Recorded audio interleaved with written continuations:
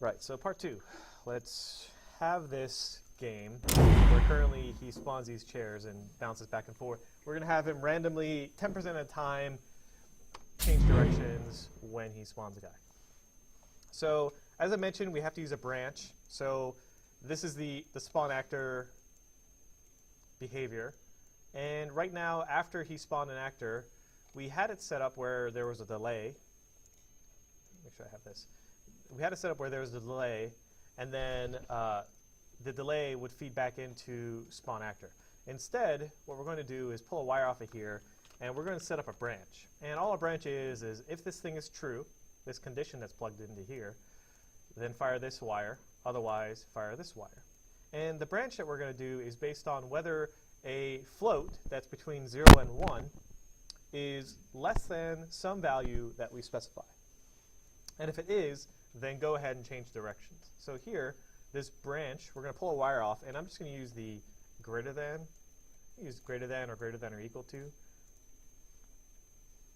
And if this thing is greater than 0.1, then we don't need to change directions. If this thing is less than 0.1, we're going to change directions. And you can do this. There's many ways to do this. I could have used a less than as well. And I could have used a less than. It's up to you how to decide what this condition is. But the important thing to remember is that you have to pick the right true and false case here. So how often is this going to be true? If I plug in a random float here, how often is this condition going to actually be true? This is going to be 90% of the time it's going to be true. So 90% of the time, I don't want it to do anything different. So when it's done, I just want to go straight into the delay. But 10% of the time, I do want it to change directions here. So here's something that we can do. I'm going to show you guys a trick. So normally, you would actually copy and paste like these 3 nodes from one spot to another. You can do that, but I really would start getting the habit of not copying and pasting nodes back and forth. Instead, Unreal has this really nice feature which lets you share the same set of behavior from one spot to another. So I want these exact same nodes, and I could just copy them from here, and I could put them, oh my gosh, up here, and plug it in like this, and plug this wire over here. Instead, though, because it's doing the exact same thing, what I can do is take this behavior, which I'll put a comment around here, when I hit a wall reverse direction. I can take these 3 nodes, I can select them, and I can right-click and say collapse to function. And collapse to function will let me create something that I can use in other parts of my graph that do the exact same thing. So I'm going to just rename this function here, reverse direction. So now I have something called reverse direction, which is all in one single node. And the nice part is I can go up here, and on false, I can drag a wire and type reverse direction, and it does the exact same thing as what it does down here. And if I double-click on this guy, look, there's my 3 nodes that I set up. Here's an input, and here's an output. And Unreal will set that up for you so you can better organize. I could combine a lot of these things into a single function. For instance, I could drag a wire through here, like so, and I could collapse these into a function. Don't crash. OK. Which then I could rename move spawner. You don't have to do this, by the way. I'm just doing this to show you that if I double-click on it, it automatically made for me a function which I can call from wherever I want that does all the same behavior. Can you put that? Can you put that in other class blueprints or not this one? You can't share the functions in another class blueprint, but that's what macros are for. Macros you can move between things. So macros are like the same idea. Macros have a few issues, which I'll get into later. They're almost the same thing as functions, but macros you can create and share. That's actually how for loops are. A for loop is actually just a macro here. Remember last week I talked about for loops, but if you double click on it, this is actually what happens when you do a for loop. So it breaks it down and shows you all the stuff inside of a for loop. I'm getting a little ahead of myself here, so I'm just going to go back to what I was doing before.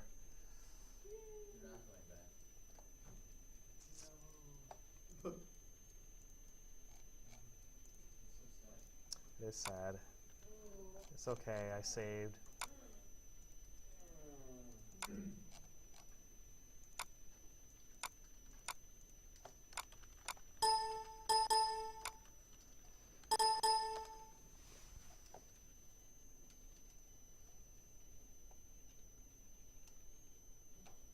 We're going to wait for Unreal to start up. Hopefully it doesn't take too long.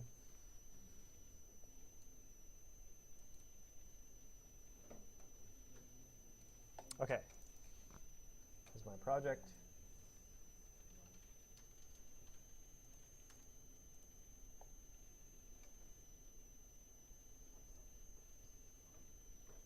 What is this thing? Computers are trying to take my kneecaps and fingers away from me. Okay, back to Blueprint. Let's go back to our spawner. Where did we leave off? Hopefully it made. All right, so save my reverse direction. So there's my box that reverses the direction. And up here, there it reverses direction too. So, and I can pull a wire from here into the delay as well. So if you notice here, the wires are kind of getting crazy right now. They're kind of going everywhere. So let me show you some tricks that you can use to organize your blueprint too, because I don't really want these wires going all the way from here to here every time. So instead, it'd be kind of nice if I could just plug the wires in this way, like pull the wires over here, but I still have this one wire going from all the way from here into here. So here's what I can do.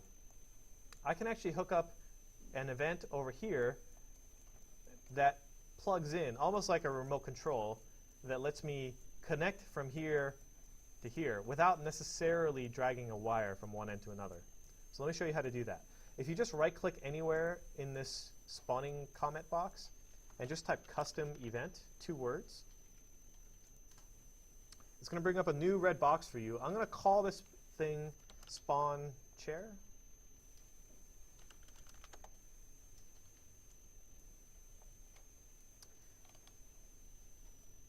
And I'm going to plug the wire from here into the spawn actor call. And then what I can do, once you have this custom event, go all the way to the right, I can break this link. So this thing's not going off to anything yet. Pull a wire off of it and type spawn chair. And it'll fire an event which ultimately connects from this side all the way over to here. And the nice thing is that if you have a custom event like this, you can actually call this custom event from other blueprints. So if you get somehow a reference to this spawner, this thing is now available to be used anywhere inside, like let's say the level. And if we have time, I'm going to show you how you can use a custom event like this. Actually, I might be able to just do it now. This should just work. So what's the other one? Oh, on the right. Yeah, okay. I just typed in the name of my custom event, and it just showed up there. So let me show you another way you can use this. And I'm just going to take a little bit of a detour here from the game. So I have my spawner in my level that has a custom event. If I open up the level blueprint here, I can click on my spawner. Oh my gosh. Come on, buddy. Okay, so here's my level. Here's my level blueprint. I have my spawner selected. I can right-click on my level and do reference to spawner. I could pull a wire off of here. If I type spawn chair, notice how it actually gives me that custom event that I created. And what this means is that now I can cause a chair to be spawned even outside of the blueprint. You just type the name of your event, your custom event. Did you compile? You have to compile your spawner. So every time you add a custom event like this, it'll show up for access in like the level. So I can hook up like the M key. If I compile and play, every time I hit enter, it should spawn a chair. So notice how it's spawning a chair, even though it's like doing the normal chair spawning behavior, right? But it also lets me spawn a chair whenever I want, right?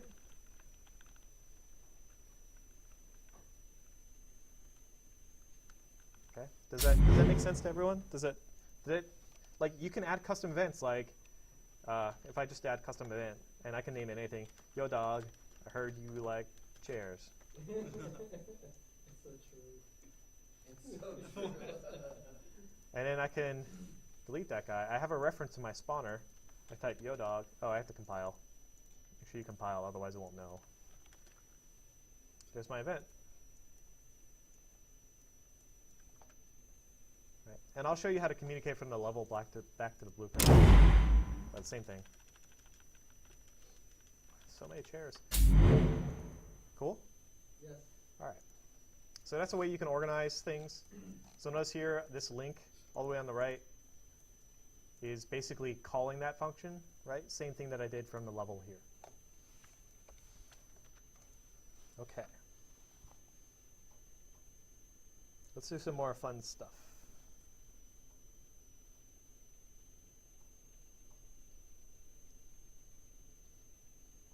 We'll do some more, we'll do some HUD stuff, and then we're going to do some ramping up of difficulty and hook up lives, and then that should be taking us to the end of class. Okay, so let's do a couple other things. One, I kind of want these chairs that are spawning to spin as they spawn, because they're rotated right now, but I just want them to also have a random spin. And we can put that behavior in the chairs themselves. So open up your chair blueprint. And right now, this is the only thing we have in the chair blueprint. This is responsible for detecting collision with the player and the level. So I'm going to put a comment box around here and write something to that effect. Detect collision with player or the ground. Right? And what I can do here is do event begin play. And what I'm going to do is on begin play, I'm just going to cause it to have a random spin.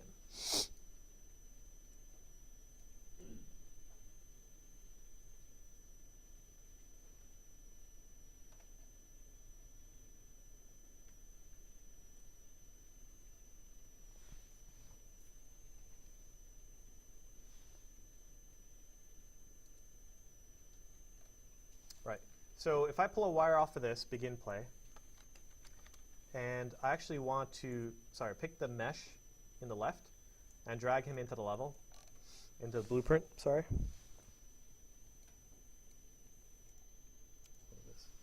I'm going to drag a wire from him and type angular velocity. So angular velocity, is how fast something spins. It's the rotational velocity of something. And we're going to just have this thing spin after he spawns. And the angular velocity, we need it to be kind of high, so I'm going to pull off a wire from here, from the angular velocity. I'm going to type make vector. Actually, we're going to do not this. I'm going to do random. Random unit vector is probably better.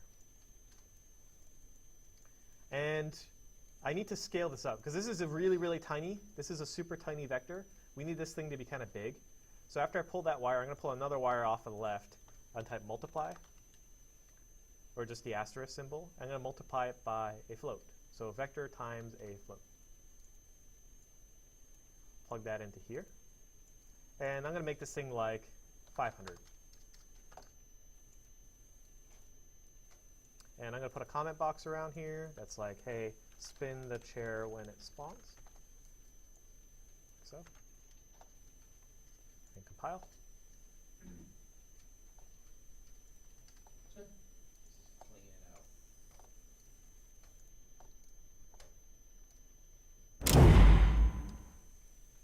So now the chair should be spinning. Gives it a little bit more.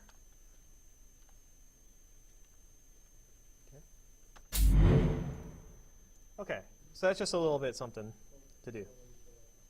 You guys all have spinning chairs? You too?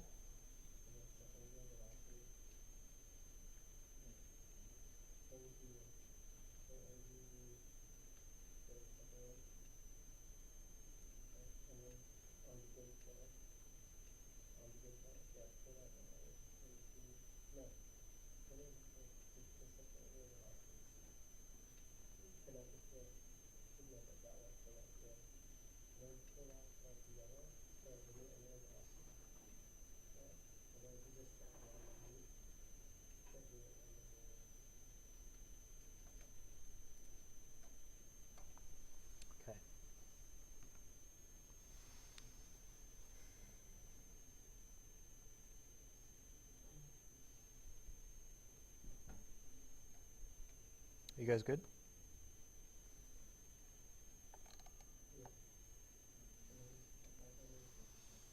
Should look like this.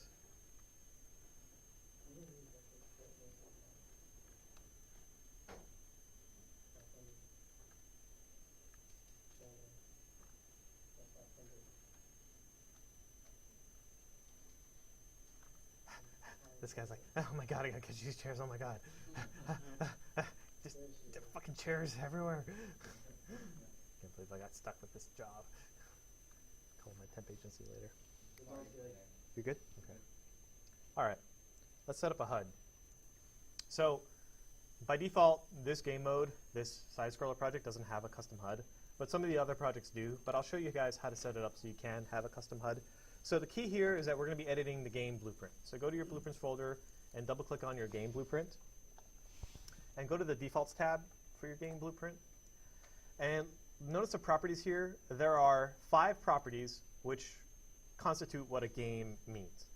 The first is going to be what player is going to be spawned when your level starts. This is going to be the thing that gets created at the player spawn. The second is going to be the HUD to use when playing your game. By default, it uses a HUD that doesn't have anything on it. And player controller is basically responsible for usually the controls, how it interprets movement. In this case, it's handling the controls here, but this would be useful if you ever want to, say, like drive a vehicle, or you have like a space shooter game, and you want to have the ship and like the thing that you're controlling to be different. Let's say you have a first-person view or a third-person view. That's what a player controller is responsible for. Spectator pawn, we're probably never going to use in this class. Game state we may use. This is kind of like how the rules of the game are specified. This is almost like we don't really need more than one of these for now. This is kind of like, hey, do you have a front end, and then the game, and then you have a credits game. You have all 3 of those different things that could be game states. For us now, we're just going to create a new blueprint based on the HUD. It is important that you do it through this menu here. Because when you do it through here, it's going to make it the HUD as if it's going to know that it's supposed to be a HUD. It's not going to just be a regular actor. So why don't you just click the plus button here in the game mode.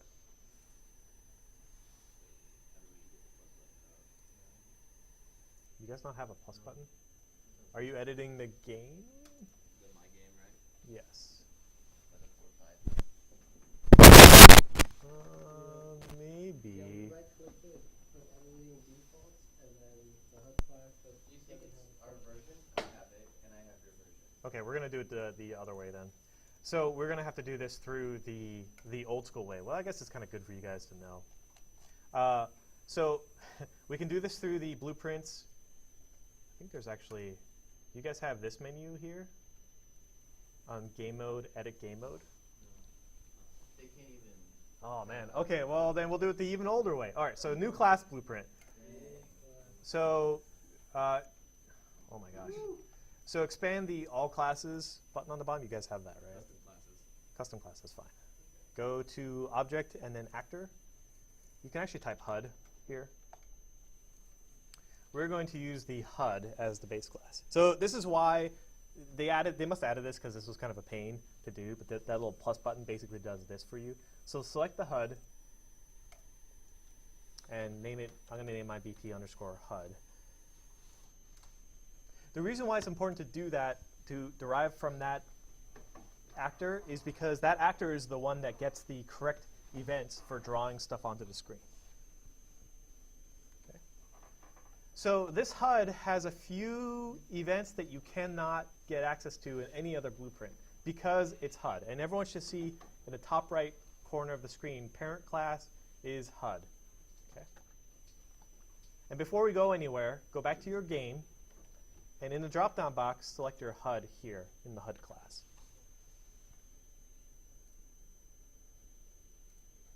Okay, and compile and save, and now you can go back to your blueprint. How you guys doing? Did you guys assign your HUD in here in the game?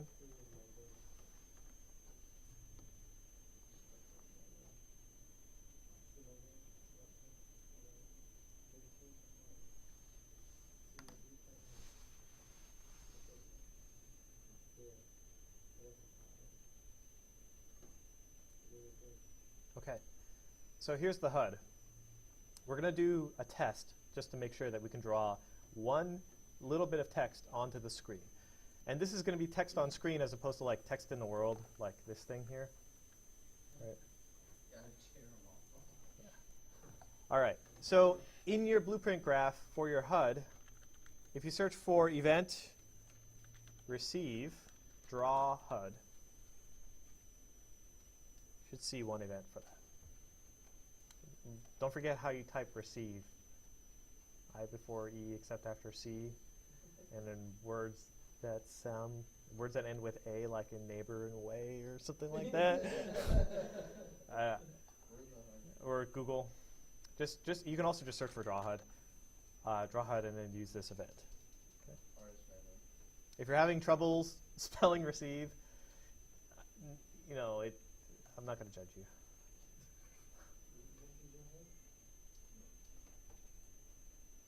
Make sure that your HUD is derived from HUD. Yeah, this thing will not show up in any other blueprint except for HUDs.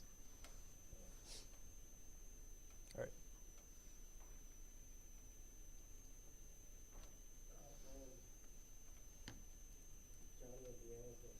What's that?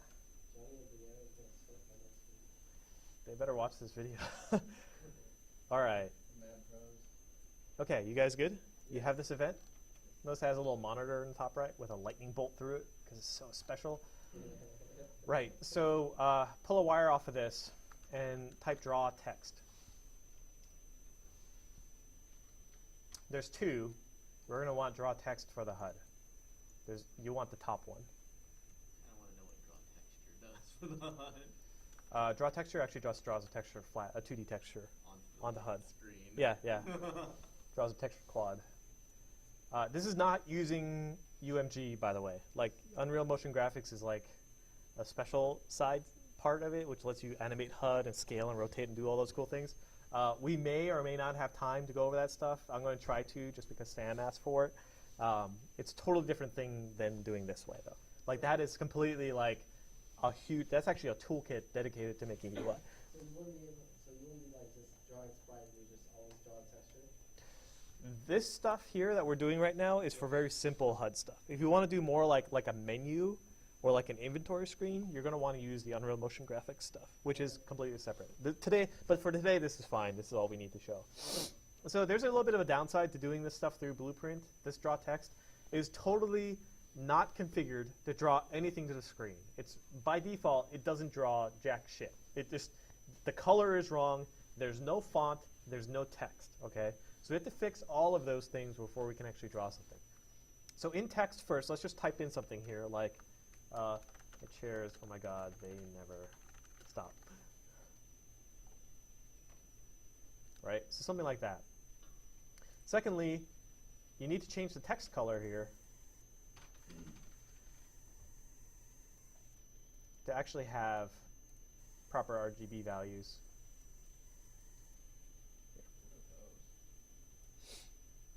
What or what? Yeah, like by default, it's completely alpha. It's transparent. Make sure that you can click the advanced drop-down box and just pick like good values here. Second, you're going to need to pick a font. Now, I don't know why Unreal doesn't include a default font as part of their starter content, but we're going to need to make one. Notice here it doesn't actually have anything in this list.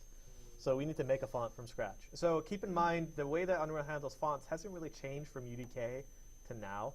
In UDK and in Unreal 4, when you pick a font, you also are specifying the size for that font.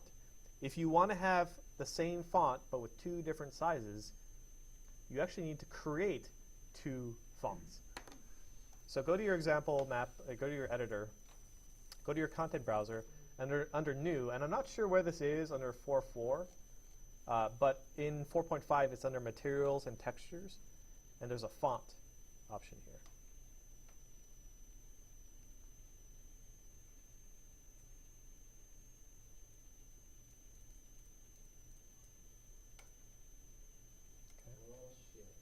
Okay.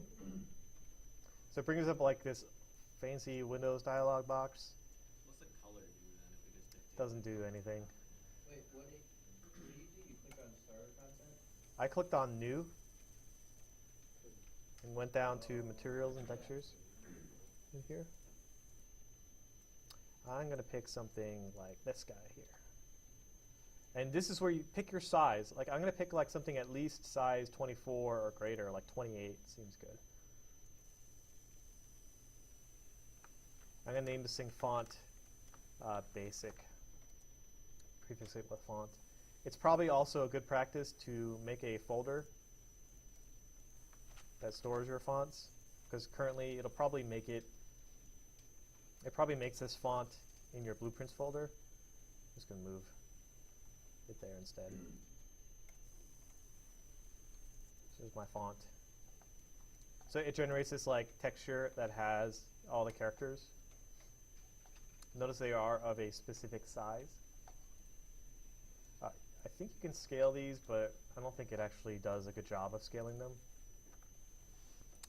Once you've done that, once you've made your font here, it'll show up here. Interesting. You might, if you moved it like I did, you might see two. That's just kind of a bug. I don't know why it shows up in both. Oh, I moved it. Okay. So pick your font there, and just play. Compile and play. And make sure you see text in the top left corner. All right. How are you guys doing? You guys have something drawing? Kai? Yes. Kai, do you have something drawing on screen? Do you have something drawing on screen? Did you fall asleep? Yeah. Okay, then I'm going to keep going. Okay, you guys got something going? Okay. All right, so let's set up this thing. So we have this thing drawing text, right? Like I have this text typed here, and it's showing in the top left. I want this thing to show a score, though, right? I want this thing to say, hey, I have this amount of score. I want to keep track of how many chairs I've collected, right? I'm going to give myself 100 points for every chair that I collect. It's going to be important for your homework, too, because I'm going to have you guys implement an extra life mechanic. All right, so here it's asking for text. I've typed something in here, but instead I want to make my text have score included. So I'm going to pull a wire off of here, off the text, backwards. I'm going to type text, and I'm going to type the toString. So you should do this toString text option.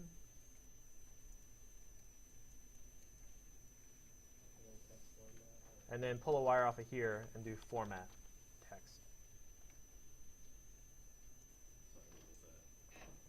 For this one? This one, just type text when you pull a wire off and just do that. Yeah. And then pull a wire off that and do format text. So here, I'm going to type in, this is my real thing, score, colon. And remember, if you want, you can add input links on the left in a set of curly braces. Type in the name of something like that. I'm going to actually type in like score here. I just did like score, colon, and then whatever you put in curly braces will create a link here. And every time you create a new set of curly braces with a text inside, it'll create a new link. Okay, so we're going to need a variable to store the score. So make a new variable here. I'll call it score.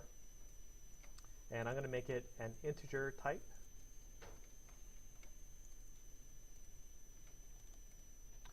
And I'm just going to drag this on top of the blueprint and plug the wire in to the format text.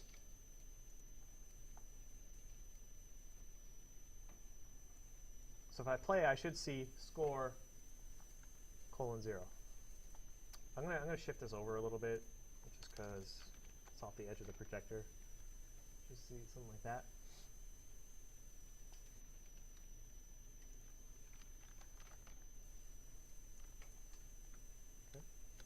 And you can tell if it's working if you can set a default value for the score here. Right, so if I type 100 here and play, it'll change the score value there.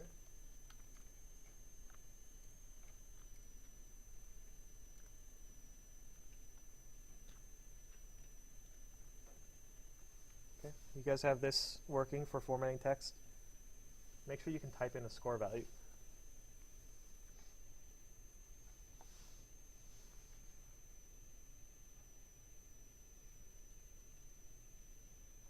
You good? 1,000. Okay, we need to set up some communication now. This is, I think, the first time we'll be communicating between blueprints. This is going to be kind of a pretty important component to making blueprints work. You're pretty often going to have to include more than one blueprint, and a lot of times you're going to need those blueprints to communicate with one another, right? You guys have all the HUD stuff drawing, right? Okay, Yeah. good. Okay, so who's responsible for detecting whether I've hit a chair or not? Because that's going to determine whether my score goes up. Right. What blueprint is responsible for that? The chair, right? Okay. And what blueprint is responsible for drawing the score? The HUD? Okay. So the chair needs to tell the HUD, hey, you have score, right? The chair needs to be the one responsible for that. But I want to take it a little bit further than that.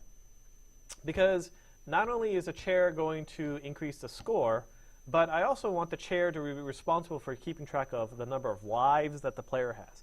So the chair really has to communicate with the HUD, and it needs to communicate with the spawner, because the spawner is where we're going to put behavior for controlling how many lives the player has, which we'll put just in a little bit. So here's what we're going to do.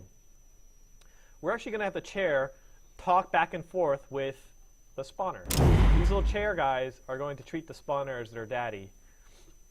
They're going to say, hey, I'm going to let you know when I run into the player so you can give him points. That's going to be what our goal is. Every time the chair hits me, the chair is going to tell the spawner, hey, dude, I got picked up by the guy. Give him some points. Okay? So right now, the chair has no idea who spawned it. Are you guys still working on stuff? No. Good? Okay.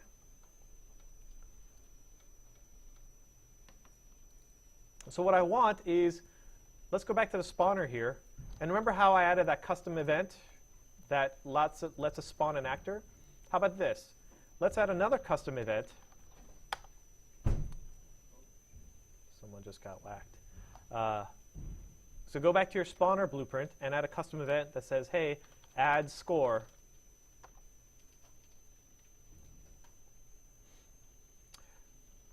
And compile.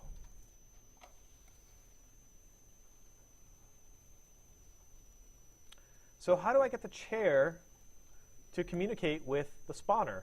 I want this chair, this wire right here, I want to call add score, right? So I want to be able to pull a wire off and type like add score, but I can't call that. I don't have the spawner here. I need to be able to call that on top of our spawner.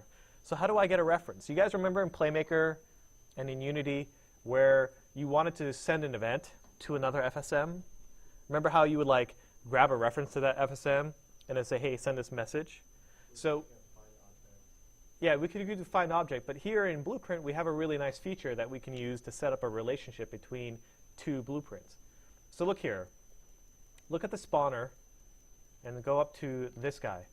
This guy right here is the chair that's being spawned, right? What we can do is we can add something so that we tell the chair who spawned it. We can tell the chair that we are its daddy, like we are the owner of the chair. The guy that is responsible for spawning you is going to be this blueprint. So here's how we set that up. We need the chair to call that add score event that we had earlier, right? So I'm going to add a new variable. This is going to be like an object reference. This is going to be kind of like what we did in Unity, where we had a reference to an object in a level. But this time, this is going to be a reference to an object that's almost a prefab. It's going to be a reference to our spawner. I'm going to call this one owner. Owner spawner.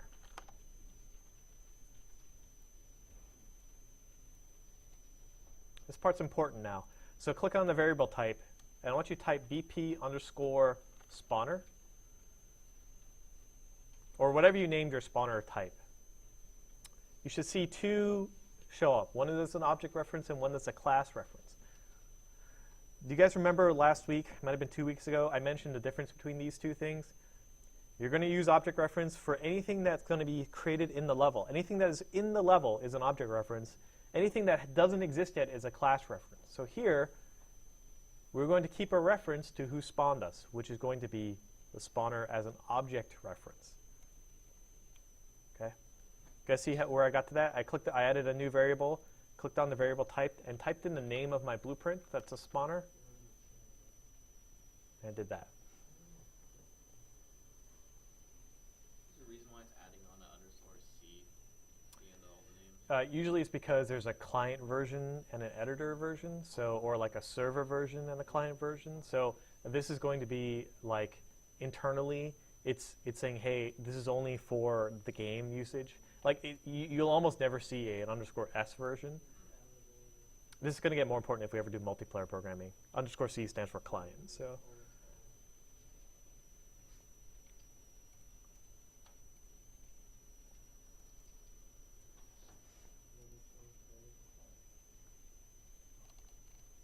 We're almost at the end.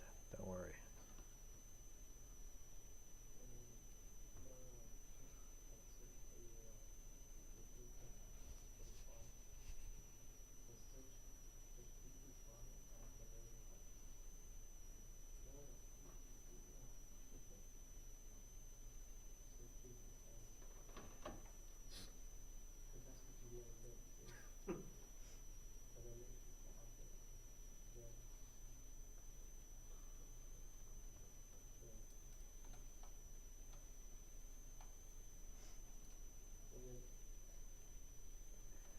Thanks, Sam. Okay. So you have an owner spawner variable. There are two things you need to check. One, make it editable. And then two, expose on spawn. This is going to be set to true as well. So I want you to do both of those checkboxes and set them to true. And compile this blueprint. And then go back to your spawner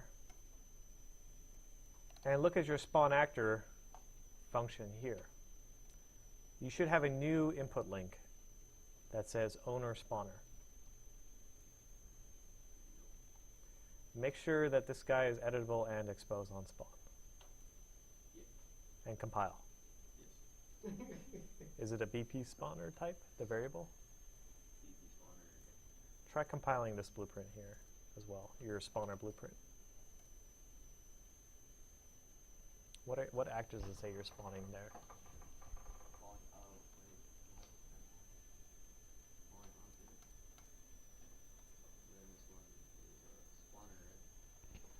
They might do the same thing.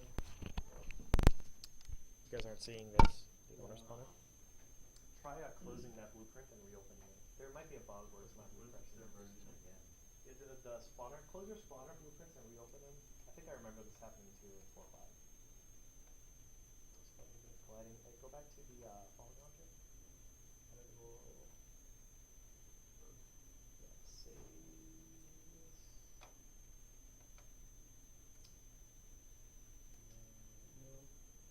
Try closing all the blueprint editors and then reopen the spawner from here. Try this. Try pick a different object in the class. Just pick anything like kit. Just pick, and then pick your blueprint thing. Your following object.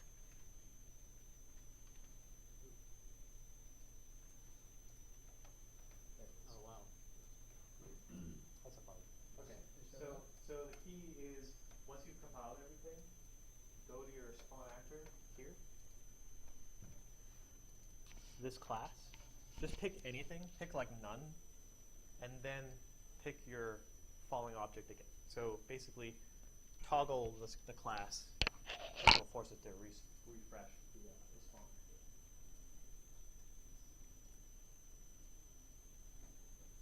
Great, now I got 5. 4, 5. Because I'm superior to 4, 4. There are some issues with 4.4, like minor issues. I'm at like 4.1 now back home, so Oh, really? probably have all the issues. Yeah, you probably want to upgrade.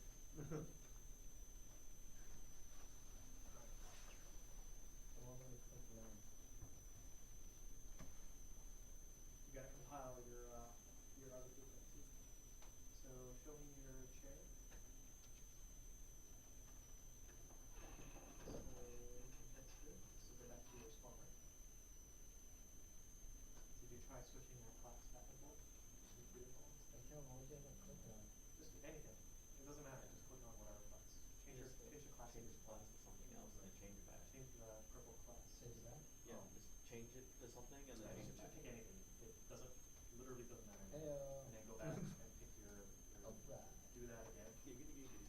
Pick your chair this time.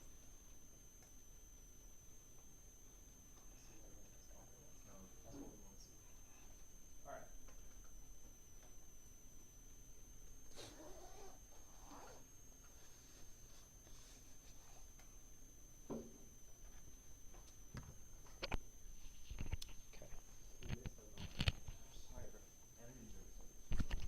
Kai, even though you didn't do the HUD stuff, you should do this stuff.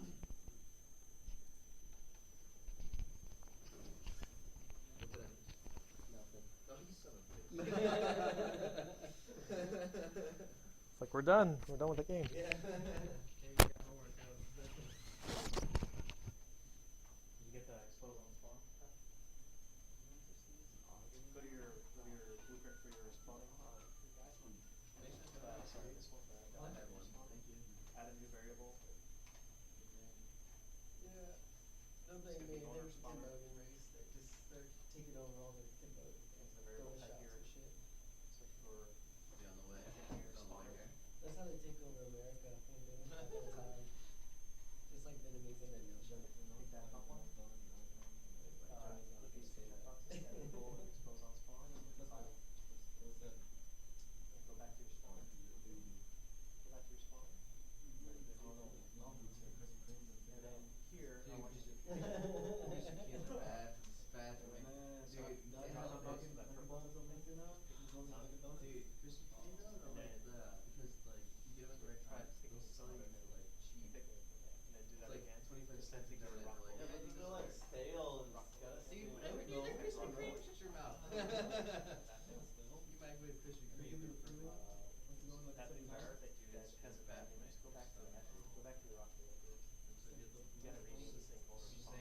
What?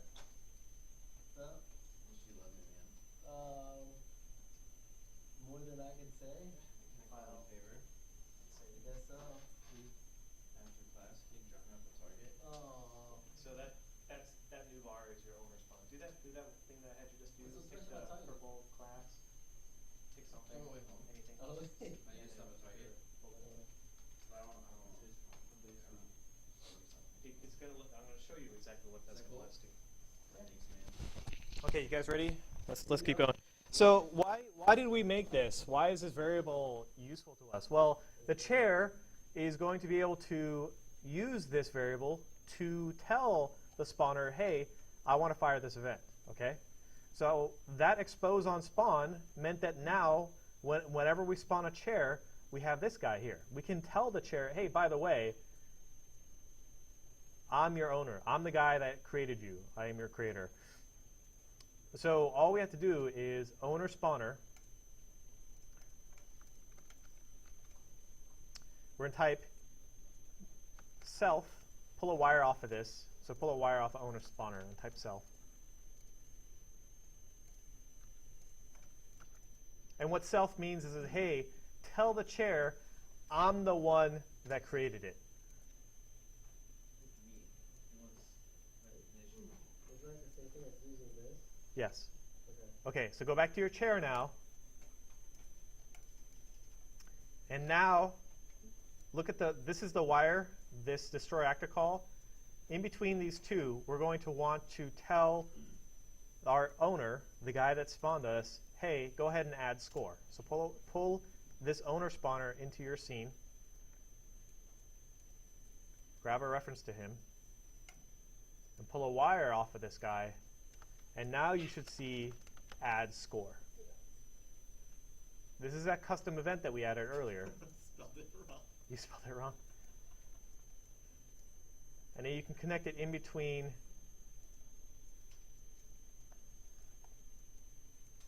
the destroy actor and the my character. This now is the chair is going to tell us when to add score.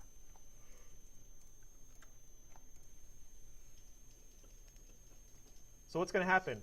The chair hits the player. The chair is going to tell the owner spawner, call add score, which is going to cause the spawner to execute this event here. Now this event is what we're going to hook up to actually update the score on the HUD.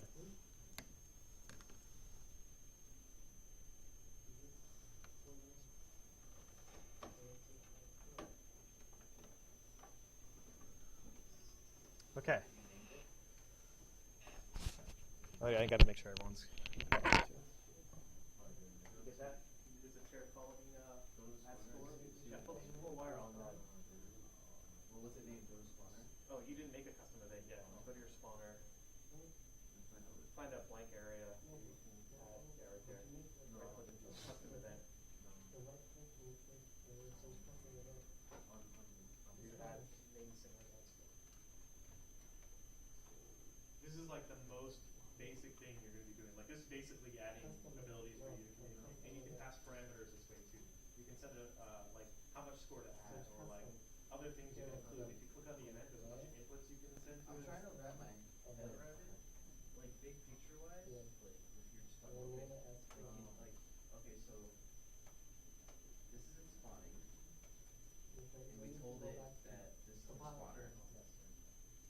But why? Like, Well, that's what I'm like right so, now. okay. Why are we doing that? Right, so I should answer this question for everyone, but so if you go to the chair, right? The chair is the only thing that knows whether we collided with a player or not. Oh, we need that information.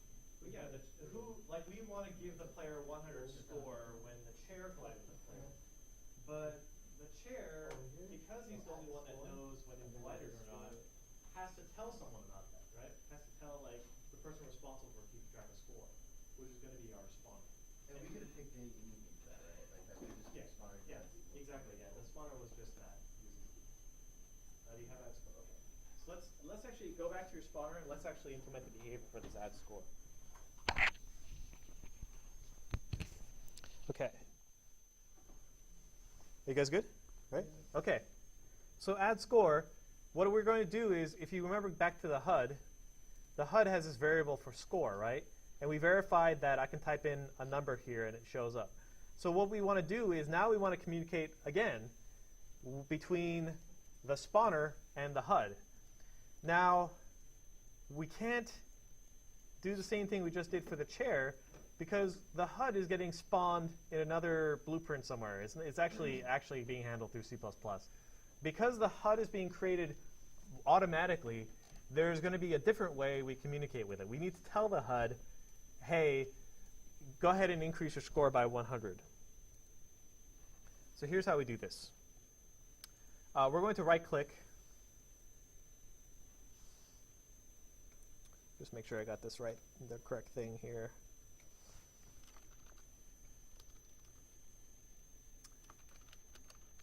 Remember, there's no YouTube on this. What's that? There's no YouTube on this. Yeah, I know. So, okay, so I should take a little bit of time here to explain that this HUD that we're running around with, the thing that says score, actually lives on the player controller. The player controller is the guy that is responsible for like handling input and the view. He's kind of the guy that is, if I show you the game again. So remember I talked about this player controller and how I could add my own custom one? This is where the HUD actually lives on. So what happens, here's the order of events that kind of happen when you press play in your level. The first thing that happens is your level gets loaded. Then this blueprint gets created. The game blueprint gets created. Then the game state gets created. Then the player character gets created, and the controller, and then the HUD. And the relationship is that the controller has a HUD inside of him. So that's the guy we want. This is the thing that we want. We want this HUD. So the way that we get access to him is through the player controller. So going back to the spawner here, I'm going to right-click and type get player controller. This is the thing that actually has the HUD on it.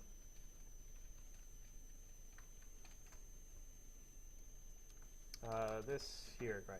So here's the other thing that's not on YouTube. That is not something that, I don't know why they hide this. So here's an example of a case where blueprint kind of falls down. We know we want the HUD. We know the function we want to call. But if I just type HUD here, nothing shows up. Unless I uncheck this checkbox, which says context sensitive. I don't know why this thing here doesn't let me get the HUD normally, but I want you guys to type HUD and uncheck the context sensitive box. This guy here is going to plug in to the controller. This thing says, hey, cool, you want the HUD? All right, tell me what player you want him from. Because in a split screen game, for example, you can have 4 player controllers, and each one of those players has their own HUD. If you ever played like Mario Party or like GoldenEye or like Halo, every player has their own HUD, right? We need to tell Blueprint, hey, we want the player at index 0. We want player at the first player that we can get the HUD from him. Okay. You guys have these too? Yes. Got to make sure. They won't show up normally. If you type get HUD with this thing on, it doesn't show up. Neither does it show up here when you type get HUD with a pull, if you pull this wire. I think that's a bug, honestly. Like, it should be showing up get HUD like this. But yeah, that's just how it works. Then one final thing. The score is living on our HUD here. So this wire right here actually represents the HUD, but doesn't represent our specific HUD. So we need to do the same thing we did. Remember our chair overlapping an actor? Then we decided to cast it to see if it is a player and then eventually a trigger. We kind of need to do the same thing here. We're going to need to figure out whether this HUD is our HUD or not. So I want you to type cast.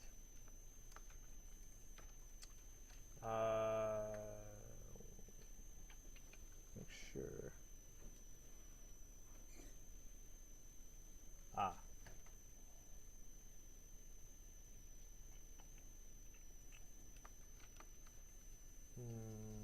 Target is player controller. Is it the HUD that we called? Yes, but I need this one to be context sensitive. Okay, yeah, that's again, Blueprint is falling apart. If you pull a wire off of this and type cast space, nothing shows up here relative to what you need to work on. So I need you guys to check this context sensitive box back on and type cast. You should see like 3 options show up, right? One of them being BP HUD. This is just a flaw. Don't act like this is how Blueprint should work. Personally, this is not intuitive, but just bear with Unreal. And I spent like 10 minutes at home trying to understand a better way to do this, but this was actually the only right way to do it. All right, so Calvin, did you get it? what's that? I'm asking Calvin if he got it. Yeah. Okay, you guys got it? Cast a BP HUD. Did you recheck the context sensitive box I thing? did. Is it not showing up? No, no. Did you? It should be casting it as. What's the name of your HUD? Probably Blueprint underscore HUD. Yeah, pull a wire off of that. You have to pull a wire off of here. Oh, that's my fault. God damn it. I blame it myself. Operator error. You guys good? Operator. Pull a wire off there. And type cast. You don't have a custom HUD. Never mind. You just act along here, because you were asleep when we were doing that, so we don't have enough time. All right. So once you have this cast to HUD, this wire here now represents ours. So what we can do is pull a wire off of here and type set space score, or whatever you called your variable here. And now we can set the score on our HUD. And all we want to do is we want to set the score equal to what we currently have plus 100. So add 100 to the score.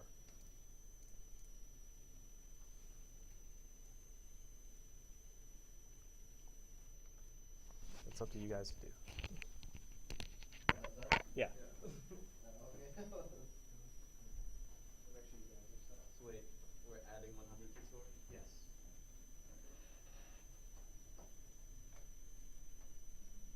And once it works right, you can play it, and you should see your score go up by 100 every time you collect it. Oh, I would also set the score to start at 0 by default. Because otherwise, like, if you play When your score starts at 100, right, you're gonna like.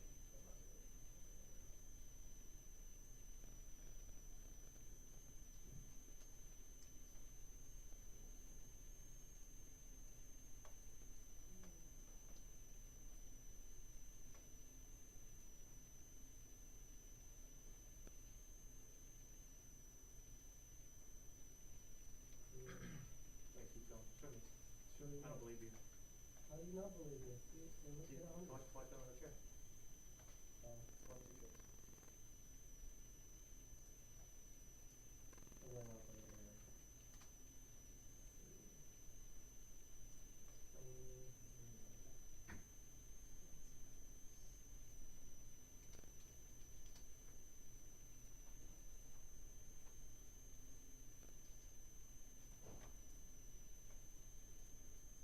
How do I set previous score?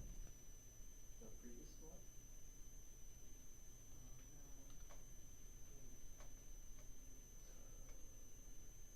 So where does the score live? The score lives on the HUD, right? So if you want to get the score and add 100 to it, you need to get the score from the HUD. Yes. What's mine doing and what I don't understand, it says set score to 100. So wouldn't it make sense for it to constantly keep adding 100 to pull this off, create a variable, and then add to that? No, because you're not telling it to add. You're actually telling it, hey, just set it to 100 every time. Okay. Literally set the score to 100. You're not telling it to add the score. I thought you wanted to go up. I do. No, I do want to go up. Okay. But that's not what you're telling it to do. Okay, we're too fast. Okay. You guys are just are not adding the score. You need to take that 100 and instead of setting it to that, you need to add 100 to the existing score. You want me to do that now? Yes. Okay. I didn't know we were in time. We have time. This is like the last one. Because this is like, this kind of requires you to think about things in a weird way. You need to get the score from the HUD. So you're going to need to use the HUD, pull the wire off the HUD, and get the score from that.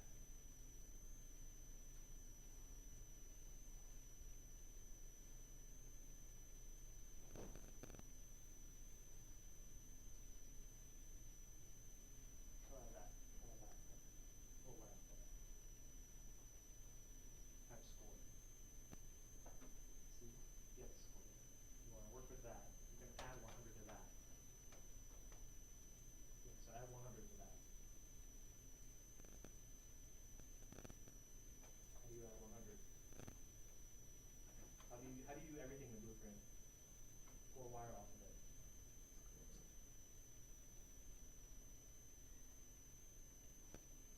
No, what's the symbol for add? Oh.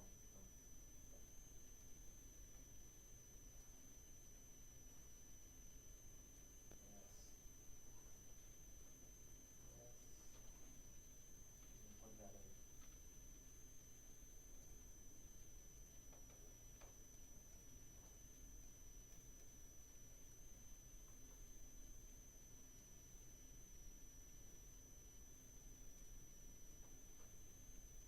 Where's the only place that can be plugged in? Nope. Nope, you're plugging that green wire in somewhere.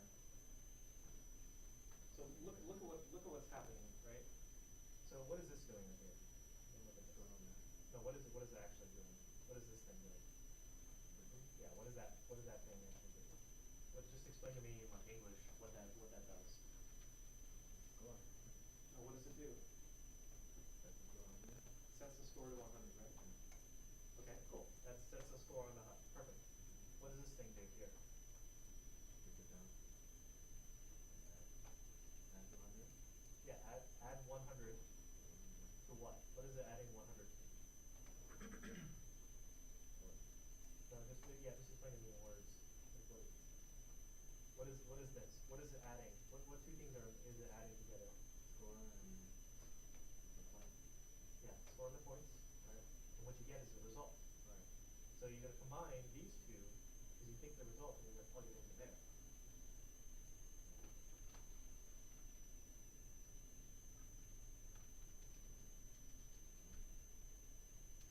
Nope. It doesn't connect with there. It does. Oh, it does? Wait, what are you connecting to? That's the input though. So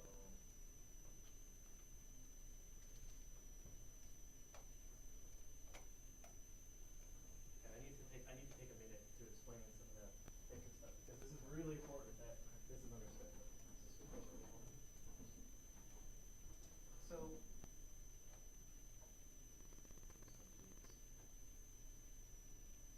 So what's actually happening here, right? Well, you already explained to me. Taking two numbers and adding them together, right? Left to right, right? These two things are called inputs, right? And this is the result. This is the output. This is the result. So if score is 0 here, what is this going to be? Right. If score is 100 here, what is this going to be? If score is 100, what is this going to be? What is 100 plus 100? Okay. I know you. What is if score is 200? What is this? Right. If score is 200, what is this? Just tell me the number. If score is 200 here, if this is 200, what is this equation? What is it? What is the result? What is 200 plus 100? That's all it's doing. It's adding 100, right? So score, if score is 1,000, right? Okay, so we have that established. Cool. So that's all this thing is doing. It's basically adding 100 to the score. So this is going to be equal to what the current score is plus 100, right? Right. Okay, cool. We got that established. Let's just forget about that now, right? This right here, what is it doing? Right? So forget even this thing exists. What is it trying to do? It's setting some variable.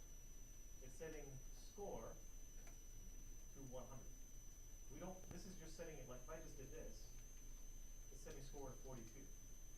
So how do I take this and set it here instead? Like we already established that this thing is adding 100 to the score, right? And that's the result of this. This thing is just setting the score right now to be a single value. So I need to connect these two links. Right? How do I connect these?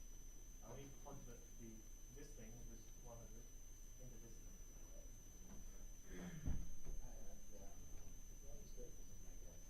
That's correct.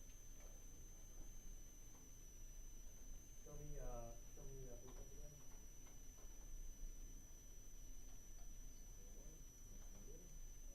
your concept? Is your HUD actually using that?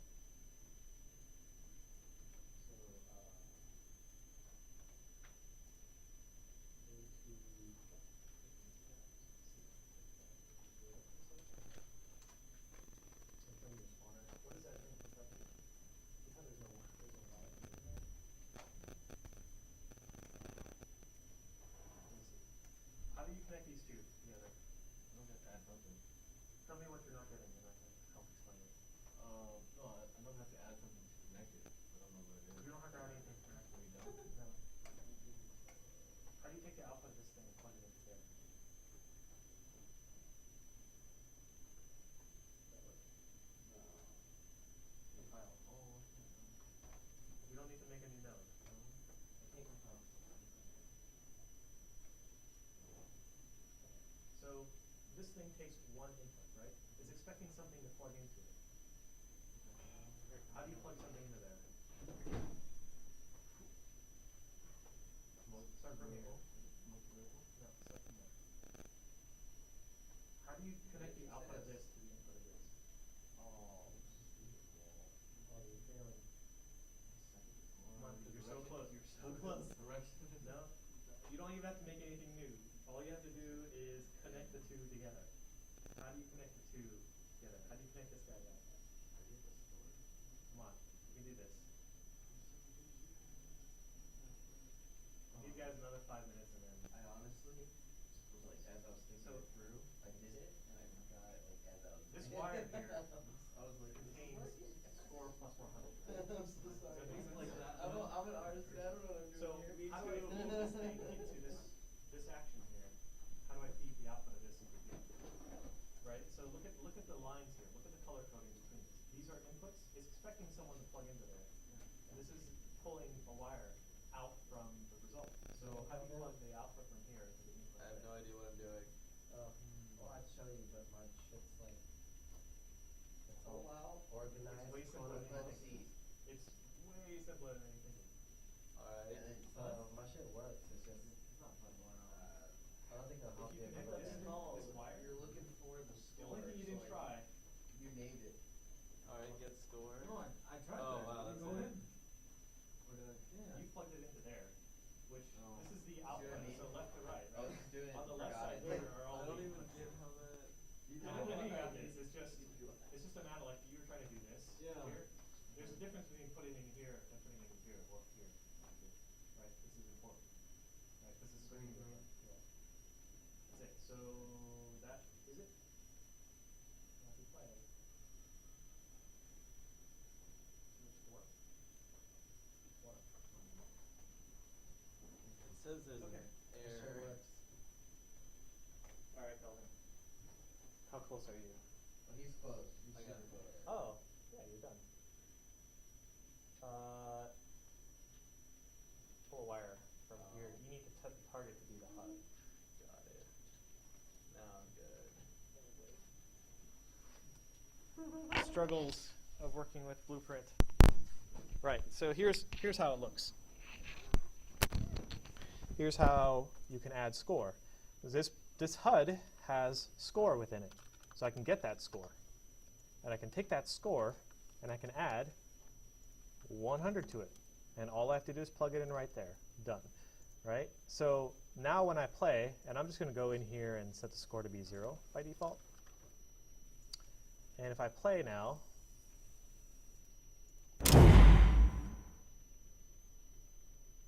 oh, no, it didn't die, it just takes time. So there's my score, and it's going up every time.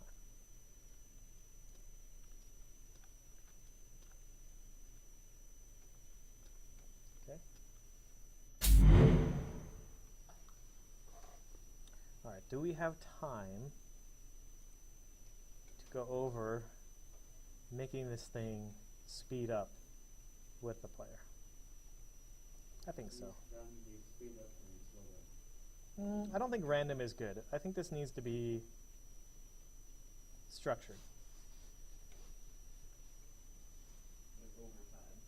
I think like, how about this? Why don't we do it so that this thing here spawns 5 chairs, okay? If you can collect 5 chairs, it will speed up a little bit and then spawn 6 chairs. If you can collect all 6, it'll spawn 7 chairs and speed up a little bit. Then 8 chairs, then 9 chairs, up until infinity chairs, and it speeds up a lot. Okay? Why don't we use that as our basis for how this spawner is controlled? Any objections to that? Or you guys want to see something different?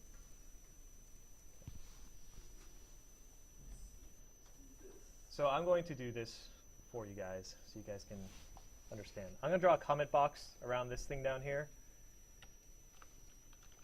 Draw a score. Or add score, maybe.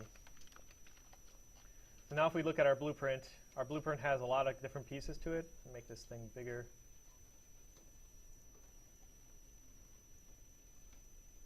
So how would we set it up so that this thing can spawn 5 chairs, then 6 chairs, and 7 chairs? How do we set it up to spawn, let's just say first, let's try to have this thing spawn 5 chairs and then stop, right? So spawn 5 chairs and then it's done. And then once we have it spawning 5 chairs and then never spawning any more chairs, then we can add more behavior on top of it, right? We do a loop. How did you know? How did you know we do a loop? Because Kelvin's a programmer. Yeah. Prove him wrong. So what is the behavior? How many chairs will our spawner spawn right now? What is the current behavior? Infinite. Infinite, right? It never stops spawning. Like I want to spawn 5 and then stop, right? Okay. We have time for that. Where did all my nodes go? Stupid this bug. We did have time for that. We did have time for that. I don't like how sometimes I just lose every single node in my blueprint. Daredevil that shit. Oh, that's what. I can add nodes in my Again? clothes. Really? I was wondering why it wasn't showing anything. And the reason why I wasn't showing anything was because it's being a little bitch. All right.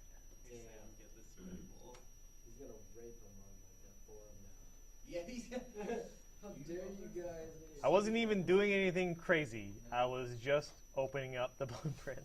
What I don't understand is when you're crashing and we're not, we have the same. Is it 4 It's. I bet you it's because I have OBS running. Yeah. Yeah, I don't doubt that there's probably some issue, some rendering issue. Okay, so what are we going to do? We want to have our loop spawn 5 chairs and then stop. We want to spawn 5 chairs and then not do any more chairs after that. So last week I showed you guys how to set up a loop using the blueprint loop. This time I'm going to show you guys how you can set up a loop in a very similar way, but a little bit easier. So here is our, we actually are looping already, by the way. Like, where is our loop? Spawn a chair, see if we should switch directions, and then spawn more chairs. Right there, he made the. Yeah, this is a loop right here, right? Like from here, like oh my God. I just want to draw a box around it. These things here is a loop. So we just need to put a condition here. Say, hey, loop a certain number of times before spawning. So I did this at home, and there are some downsides to using Unreal's loop. For instance, I'm just going to explain to you the downside and why we're doing it this way. Last week I talked about loops and said, hey, you can loop like, this will loop like 1,000 times and then do this. The problem is, if you have a delay like this, how many seconds would you expect this thing to delay? 1,000, right? How many times does it actually delay? 1. Because the way Unreal handles this is that, hey, oh, you wanted the delay? Well, go ahead and queue this up. This happens in the background. And then I'm just going to finish the rest of my loops. So unfortunately, we can't do it this way, which kind of sucks. So we're going to do it a little bit differently. Let us make a new variable. I'm going to name this new variable num to spawn.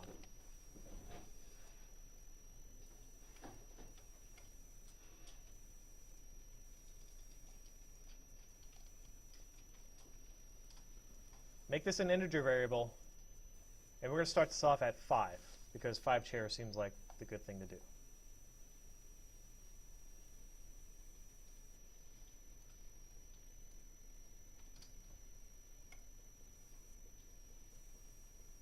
Okay, and what we want to do is we're going to say, hey, right before we say spawn another chair, we're going to see if we still have anything left to spawn, right? We start off at 5. We're going to count this down, right? We're going to start off at 5 chairs to spawn. Every time we spawn a chair, I'm going to remove 1 from this variable. So we're going to go 5 to 4 to 3 to 2. And when we hit 0, we're going to stop spawning altogether. Okay? Does that make sense? And that's going to replace the delay? That's going to be replace the loop. We're going to make our own loop. So in between, right now we're always spawning a chair. I want you guys to put a branch on here in between the delay and the spawn chair. So just drag a wire from the delay and put a branch on there.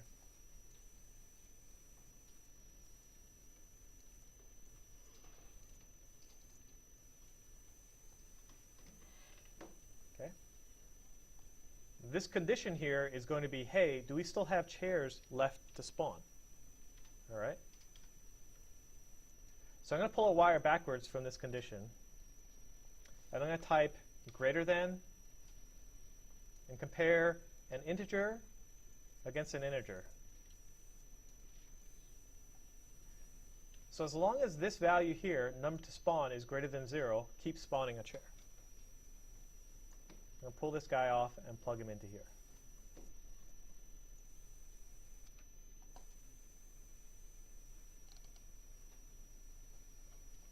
So if I compile and play, what's going to happen?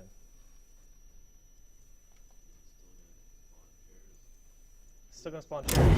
Why does it keep spawning past 5 chairs? We didn't set a number. We're not subtracting. Yeah, we're not actually subtracting yet, right? So let's do that next. So right after we do this, we're going to subtract 1 from here. Okay? Okay, so I'm going to show you guys how to set it up to subtract easily. So Alt drag this thing over here, like that. Drag backwards from here, type subtract. Drag this guy on top, subtract 1. I'll do that again. So right after you spawn the chair, I want you to Alt drag your num to spawn over here. Plug that wire in. You guys are going to get faster at this to the point where you're going to be able to do this at like as fast as you can think. So Alt drag this thing over here, right? Pull a wire backwards from here and type subtract. And drag this variable right on top, like that. Yeah. Okay. Again, Alt drag into here, plug this guy into here, pull the wire off, subtract, drag this guy on top, and this is 1.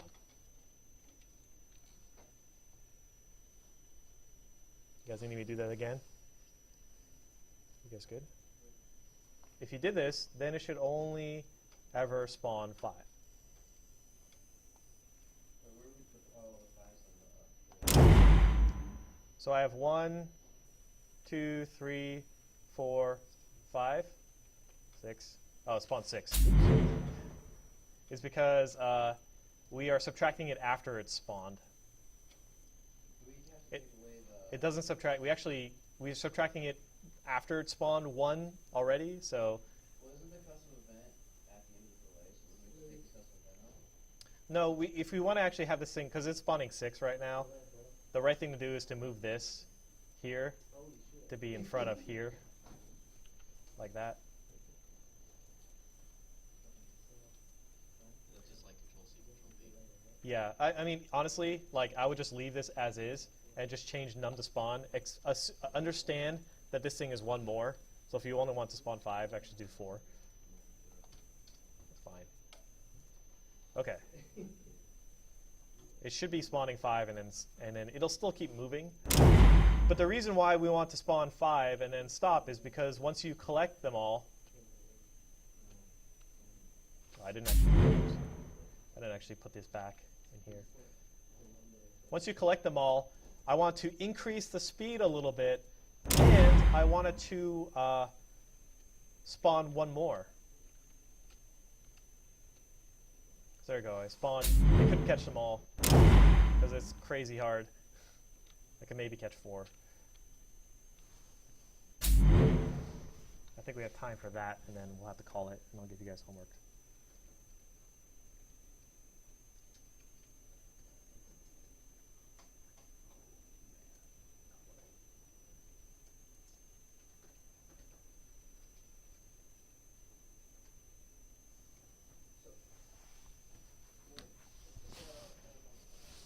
You guys need help? I'll come around. What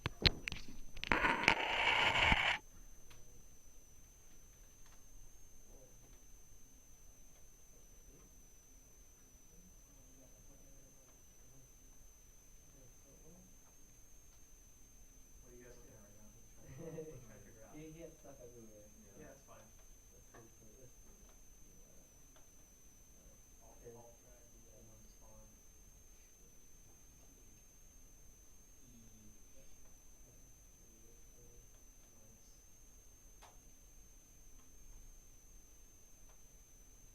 Drag one to spawn on top of mine. Just right there, drag on top of input. One. And then connect the wires. Are you subtracting the other one?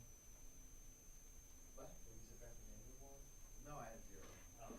That's funny. Okay,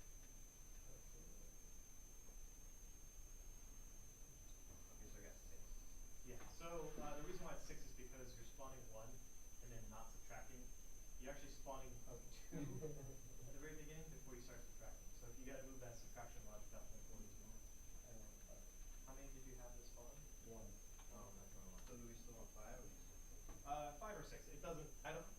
The semantics of that are not as important as what I'm about to do next. which is we're about to add the behavior of having waves. So we are going to keep track of how many waves the player is on, and then increase the number of chairs that we're spawning, and speed up the spawner, and reduce the delay between spawns. Okay, we're going to do those three things. And I'm going to do one of them now. You guys are going to do the other stuff and add lives for homework. Okay. All right. So what I want to have happen is I'm going to play, and after I've caught my 6 chairs, and I kind of want this thing to, it takes a little, I actually want this thing to wait a little bit before it starts spawning. It kind of spawns a little early. I'm just going to pull a wire off here and add a delay so that I have a little bit of time to react before the things. I'm going to give it a 2-second delay before it starts spawning anything. Cool. So it gives me some time to react. So after it spawns, it's 5 chairs or 6 chairs. I want to wait a couple of seconds and then start spawning more chairs, okay? So here, we have it, hey, can it keep spawning here? But this false branch, this is where we could hook up, hey, go to a new wave, right? So here's what we're going to do. Up here, in a new section, we're going to add another custom event. I'm going to call this one Start New Wave. Okay. To accommodate this, we're going to make a new variable that's going to store what wave we're on. I'm just going to call it wave. And we're going to start on wave 0.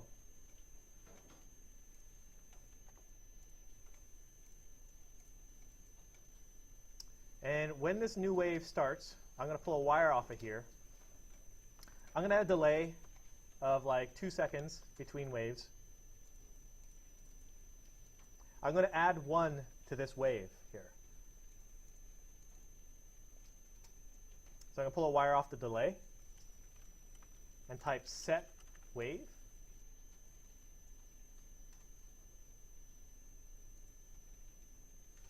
I feel like I've already lost a couple of you guys. And then put 1 in? Set wave plus 1. You're going to do wave plus 1. You're going to add 1 to wave. So I have a custom event here, delay. I'm going to pull a wire backwards off of here and do plus.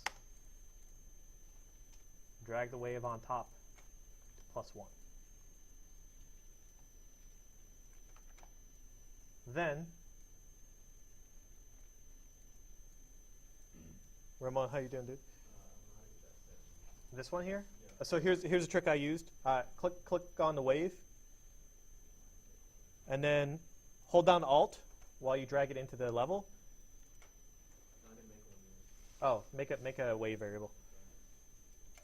And then for the rest of you guys, drag a wire off here, do set num to spawn equal to, pull a wire back off here, do a plus. I'm going to just do 5 plus the wave. So every wave is going to add 1 to the number to spawn, which is going to automatically set our wave up. And we're also going to increase the speed. So we're going to do set speed. And here's how you increase the speed. I'm doing this for the sake of video. I'll come around and help you guys finish this too. Set the speed equal to multiply float times a float. We're going to increase it by 10% every time, maybe like 25%. So multiply the speed by 1.25.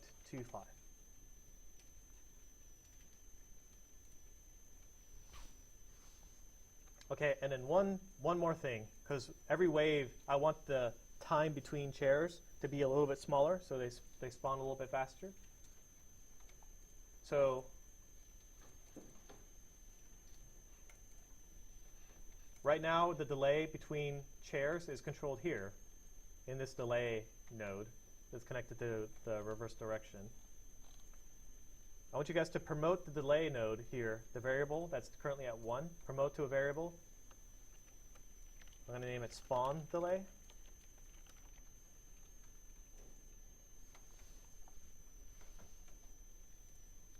and we're going to cut this by 10%. So now that you have a variable for spawn delay, drag a wire from here, do set spawn delay. Pull a wire backwards from here, multiply it by a float, multiply this by 0.9, which is going to decrease the spawn delay by 10% every time, and then bam. Okay, I know there's a lot here. Just bear with me while I power through this, and then I'll come around. Okay, then finally, this branch here, we're going to actually call start new wave on the false, which will then cause all this behavior to happen, which will cause the new wave to start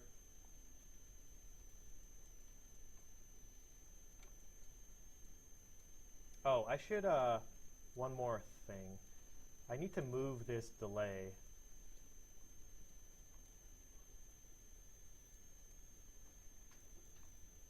Oh no, I think this is fine. Let me just test to see. It should spawn 1, 2, 3, 4, 5 chairs. Wait 2 seconds. I do have to move this delay. So, sorry, one more thing. This link here should go not here. Remove the delay from here, and instead I want to put a delay right before I call start new wave. This is where I'm going to put the delay.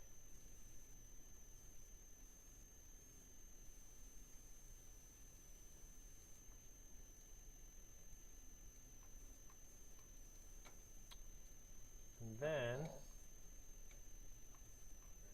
yes. And then the last thing to do is, after this, we're going to call spawn chair. We need to restart our chair spawning, otherwise it'll never go again.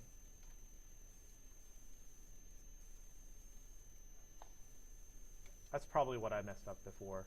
That delay could probably go back to where it was. All right, so there's a lot here. I'm going to review it in just a second. Let me make sure this works correctly. 1, 2, 3, 4, 5. 2 seconds. 1, 2, 3, 4, 5, 6, 7. All right, because I set it to 5. 1, 2, 3, 4, 5, 6, 7, 8. And notice it is getting faster.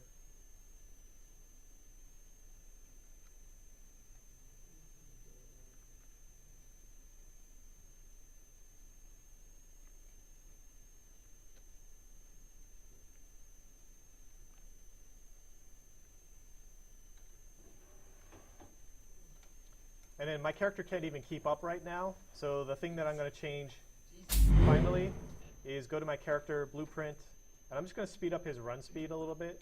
I just go to the character blueprint and scroll down to his components, and click on character movement, and you want to adjust his max walk speed and his max acceleration and deceleration. So I feel like his walk speed should probably be about 2,000 max.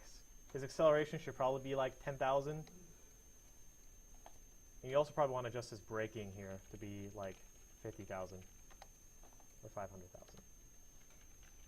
The reason I do this, all these things, is so he speeds up really fast and he stops really fast. Now I can actually get under these things. I moved him so he doesn't collide with the boxes anymore. Oops. So now at least he can move back and forth really fast.